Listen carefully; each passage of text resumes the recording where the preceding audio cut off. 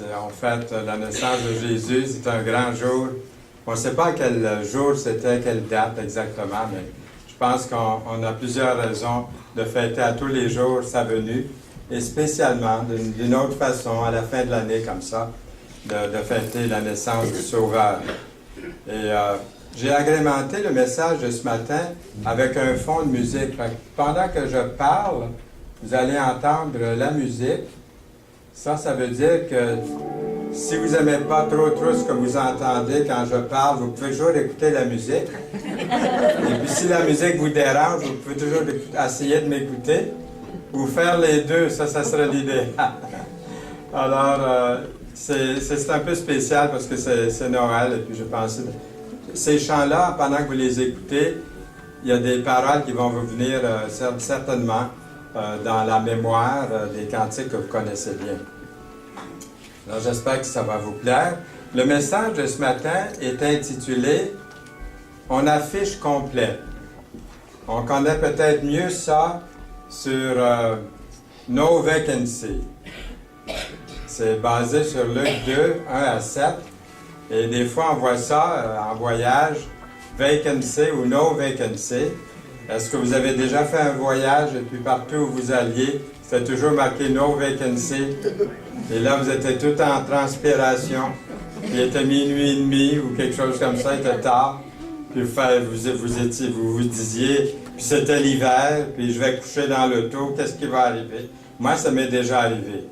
Avec tous les voyages que je fais, ça m'est déjà arrivé. Puis même des fois de coucher dans l'auto parce que je ne pouvais pas... c'est toujours sage de réserver d'avance. Donc, pas de place. Alors, ça nous met un peu dans la situation du message d'aujourd'hui. Pas de place, no vacancy. On affiche complet. Et nous lisons dans la parole, en ce temps-là, c'est écrit dans Luc, si vous avez vos Bibles, je vous inviterai à suivre avec moi, ceux qui aimeraient suivre dans leur Bible. En ce temps-là, parut un édit de César Auguste, ordonnant un recensement de toute la terre.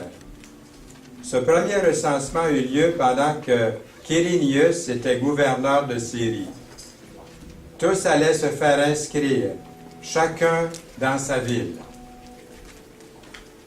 Nous lisons ensuite, Joseph aussi monta de la Galilée, de la ville de Nazareth, pour se rendre en Judée, dans la ville de David, appelée Bethléem, parce qu'il était de la maison et de la famille de David, afin de se faire inscrire avec Marie, sa fiancée, qui était enceinte. Sa fiancée était enceinte. Il y a une trentaine d'années, ici au Québec, ça regardait mal. Une fiancée qui était enceinte. Aujourd'hui, ça passe un peu comme ça, mais je le souligne en passant ici. Et ce qui met, je dirais, l'accent et une surbrillance, pour utiliser le mot informatique, sur le fait qu'elle était enceinte, mais conçue du Saint-Esprit, et non pas d'un homme. Et c'est bon que l'Écriture le mentionne de cette façon-ci. Pendant qu'ils étaient là, le temps où Marie devait accoucher arriva, et elle enfanta son fils premier-né. Elle l'emmaillota et le coucha dans une crèche, parce qu'il n'y avait pas de place pour eux dans l'hôtellerie. Est-ce que vous entendez toujours la musique? Oui. OK. On pourrait parler ici, si vous voulez, du dilemme de l'hôtelier. Il y a des gros problèmes là, sur les bras. On va voir pourquoi. Notre thème pourrait tout aussi bien être « Choses à considérer pour faire de la place à Jésus ». Nous, les humains, en général, nous aimons avoir nos boucs émissaires. Pas vrai? Je pense que c'est commode un bouc émissaire. Ça fait quoi un bouc émissaire? Bien, c'est commode parce qu'on peut mettre sur les autres notre fardeau de culpabilité. On peut dire, c'est pas de ma faute, c'est de sa faute à lui ou à elle. Et de pointer un doigt accusateur vers quelqu'un d'autre, puis se demander pourquoi il n'en a pas fait plus pour le Seigneur. On est porté dans la nature humaine peut-être à agir comme ça. Puis un de ces boucs émissaires que nous retrouvons dans le Nouveau Testament et qui fait l'affaire de bien du monde, C'est l'apôtre Thomas. Avez-vous déjà entendu dire quelqu'un? Moi, je suis comme Thomas. Si je vois pas, puis si je touche pas, je crois pas. Hein, on a déjà entendu ça. Je suis un Thomas, on le dit même en se pétant les bretelles. Hein? Je suis un Thomas. Ça pourrait soulager notre conscience de savoir qu'un apôtre du Seigneur s'est fait prendre à douter, imaginez-vous. Un autre bouc émissaire, celui que j'ai choisi pour le message d'aujourd'hui, pourrait être l'hôtelier de Bethléem. À sa place, on n'aurait jamais été aussi inhumain de laisser l'enfant Messie de côté, hein, on pourrait peut-être se dire. Et puis, mais pensons-y un instant. L'hôtelier a besoin ce matin plutôt de notre sympathie et de notre compréhension. Il fait face à un vrai dilemme. Il est devant quelques inconvénients, pour dire le moins. Premièrement, l'hôtelier a des problèmes. Le village est plein de monde. C'est un petit village. Il n'y a pas beaucoup de population durant l'année. Mais là, le village est plein de monde venant de partout. Et les affaires vont très bien. Est-ce que vous êtes allé au centre d'achat cette semaine? Est-ce que vous êtes allé faire un tour, acheter quelque chose? Il y en a qui disent non, ça c'est bon. Hein? Parce que si vous êtes allé, c'est épouvantable. On voit que l'économie reprend un petit peu au Québec parce que les gens vont magasiner. Et puis, ici, les affaires vont à merveille pour l'hôtelier. Mettez-vous à sa place. Les gens viennent s'inscrire dans leur ville natale, incluant Joseph et Marie, parce que Joseph était de la maison et de la famille de David, dans Luc chapitre 2, verset 4. L'hôtelier ne pouvait pas prêter toute son attention à une seule famille. Ces gens-là arrivent, il ne les connaît pas, ils viennent d'ailleurs. Et puis, il avait les mains pleines juste d'essayer de placer tout et chacun. Ses affaires marchaient tellement bien, marchaient trop bien. Et c'est peut-être ça son problème, les affaires marchaient trop bien. Plusieurs luttent durement pour réussir dans les affaires. Et pendant ce temps-là, ils n'ont pas beaucoup de temps pour s'occuper des autres. Ils s'occupent surtout de leurs affaires pour arriver. Et quand enfin ils ont réussi, quand ils arrivent dans leurs affaires, ils ont finalement atteint, ils ont fait beaucoup d'argent et réalisent qu'ils ont manqué bien des choses dans leur vie personnelle, dans leur vie de famille. L'homme a tellement travaillé fort pour réussir, pour faire un peu d'argent, pour avoir une maison, une auto et toutes sortes de choses, qu'à la fin, il a négligé des gens qui étaient tout proches de lui. Ça peut être des enfants, ça peut être son épouse. Et les deux, c'est vrai, ça peut être le cas de l'épouse aussi, qui n'a pas vu ses enfants, ne les a pas vus grandir parce qu'il y avait des besoins, il fallait aller travailler, il fallait faire autre chose. Et puis lui, peut-être, c'est un peu ça. C'est pour ça que je disais tantôt, il mérite notre sympathie il ne faut pas trop l'accuser d'être inhumain, parce qu'il y a des besoins, il a voulu les rencontrer. Mais sa business était-elle devenue le point central? Est-ce que c'est ça qui prenait toute la place? Les gens même étaient-ils pour lui comme tout simplement transformés en outils pour faire avancer ses affaires, pour le faire réussir? C'est comme le politicien qui dit « Je ne connais personne. Je ne connais que des votes. » Est-ce que ça arrive, ça, de temps en temps? Ou c'est comme l'homme d'affaires qui dit « Je ne vois pas les gens. Je vois seulement leur portefeuille. Je vois seulement leur argent. » On pense souvent que le monde, que ceux qui sont à l'aise, qui ont réussi, n'ont pas de problème. Mais c'est souvent le contraire. J'ai entendu dernièrement quelqu'un qui avait réussi à dire « J'ai maintenant peur. » Mais je dis « T'as peur de quoi? Tout va bien, t'as réussi, tout ça. » Mais j'ai peur de perdre. J'ai peur à cause de l'argent, toute l'incertitude qui existe dans le monde aujourd'hui. J'ai peur de perdre ce que j'ai. Quelqu'un qui n'a pas grand-chose, il n'a rien à perdre. Et puis quelqu'un qui a juste assez pour vivre et puis pour se nourrir, c'est peut-être les gens les plus heureux qui sont satisfaits de ce qu'ils ont, parce qu'ils arrivent, ils ont leur maison, ils ont peut-être leur auto, ils ont juste assez pour vivre, ils n'essaient pas d'avoir plus. Peut-être c'est eux, peut-être les plus. Mais même là, ces gens-là, des fois, veulent avoir plus. Donc, voyez, encore une fois, si j'avais 2000 $ de plus, je serais heureux. Hein? Si j'avais 10 000 si j'avais 1 million de plus, là, j'aurais plus de problème. L'hôtelier devait avoir son lot de soucis, on peut s'imaginer. Et peut-être bien, et sûrement, il y avait des compétiteurs. Pensez-vous qu'il y avait des compétiteurs, qu'il y avait des ennemis? Je pense bien. Il n'arrivait certainement pas à satisfaire tout le monde, même ses proches. On imagine quelques-uns de ses soucis. Sa propriété qui se fait endommager. Des choses qui se font voler à l'occasion. Le bruit, etc. On pourrait en nommer plusieurs. Il avait assez de problèmes comme ça sans s'occuper des problèmes des autres. Logiquement parlant, il n'avait pas de place dans son hôtelier, dans son hôtellerie pour l'enfant Messie qui devait naître d'un moment à l'autre. Deuxièmement, l'hôtelier a des problèmes sociaux. Il y a des gros problèmes, il y a des problèmes sociaux. Habitué aux gens des alentours, il connaît les gens, la plupart, c'est un petit village. Il devait tout à coup user d'impartialité. Les gens de Nazareth, il y en arrivait, puis les gens de Nazareth, comme vous savez, n'avaient pas très bonne réputation. Ah, ces gens qui arrivent de Nazareth, là, n'étaient pas bien vus. Et puis, il y avait des gens de partout, des habitudes différentes. Ils étaient habillés différemment, peut-être un dialecte différent. Ils arrivaient d'un peu partout comme ça. Et 30 ans plus tard, Jésus retrouve la même attitude. La même attitude lorsqu'il choisit ses disciples. Au verset 46 de Jean 1, nous lisons, Nathanaël lui dit, « Peut-il venir de Nazareth quelque chose de bon? » Jésus de Nazareth.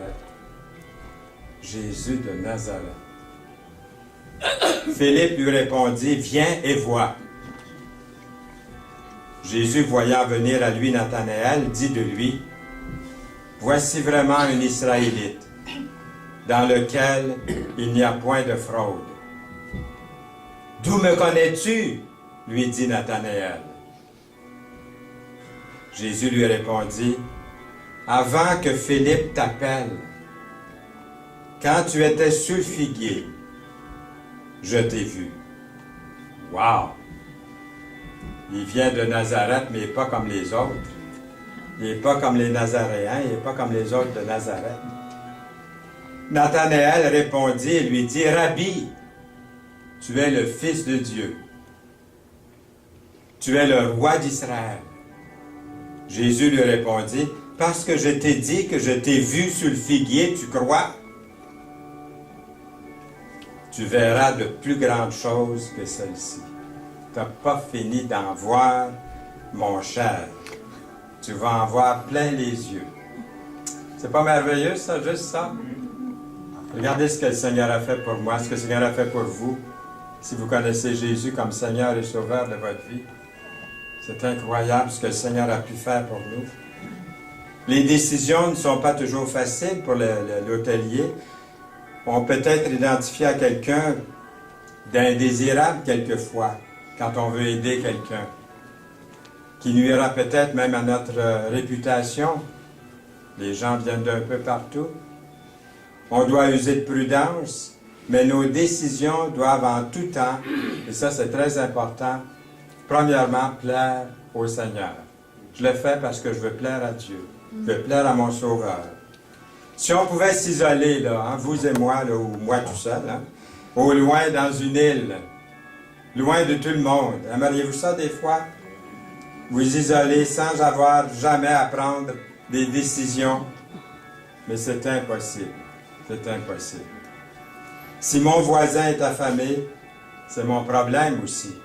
Si mes voisins qui viennent de loin, de Nazareth, et ont besoin d'être logés, je dois leur procurer de l'aide.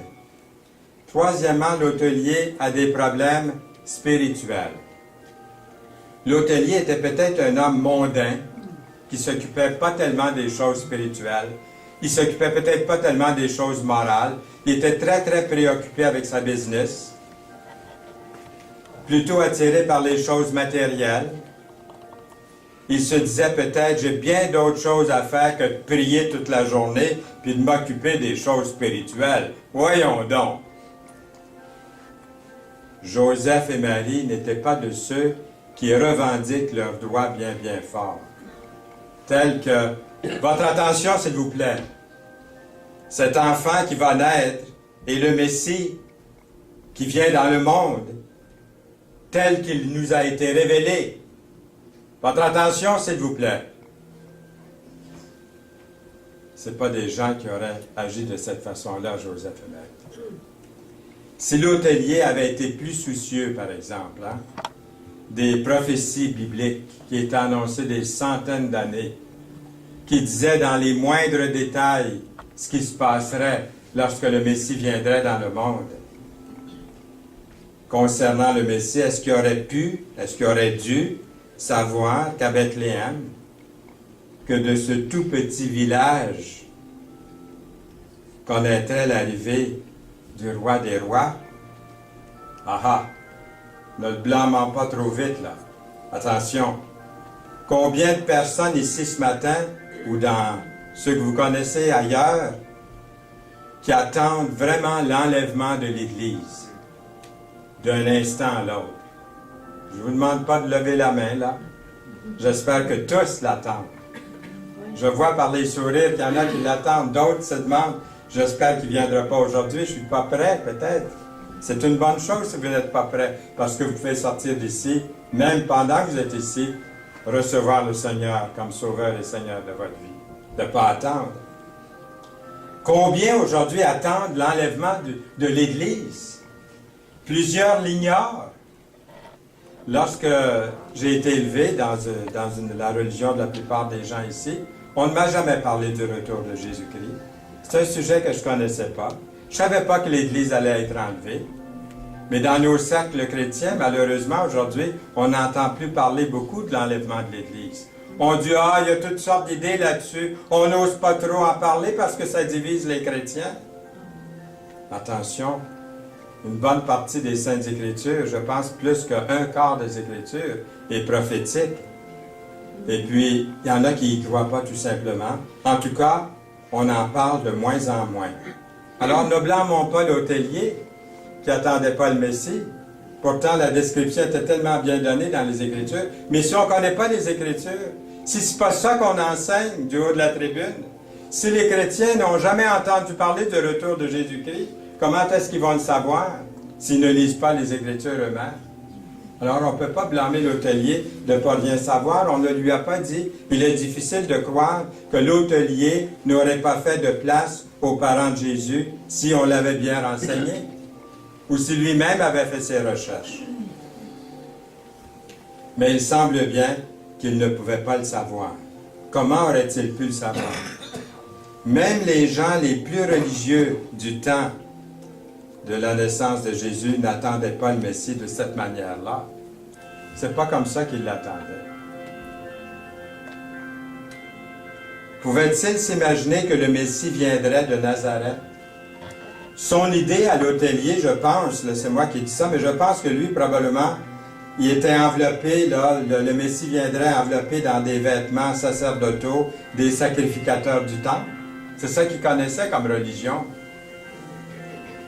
Il aurait pensé que ce Messie aurait été enveloppé de prières liturgiques.